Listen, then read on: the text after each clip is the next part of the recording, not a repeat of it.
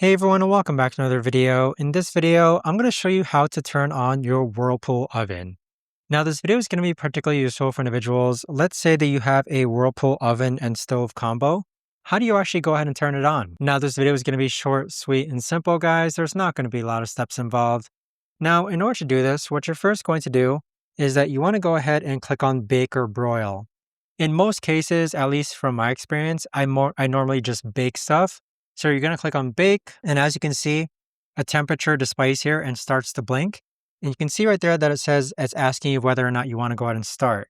You can press the up and down arrow to go ahead and adjust the temperature. And then whatever desired temperature that you want, you're just going to go ahead and click on the triangle button to go ahead and start it. So as you can see, it's on and it's currently preheating. But that right there, guys, is the best and easiest way that I know of to actually go ahead and turn on a Whirlpool oven.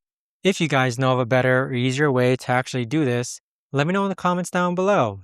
I would love to know. Thanks so much for watching, everyone, and I'll see you guys all in the next video.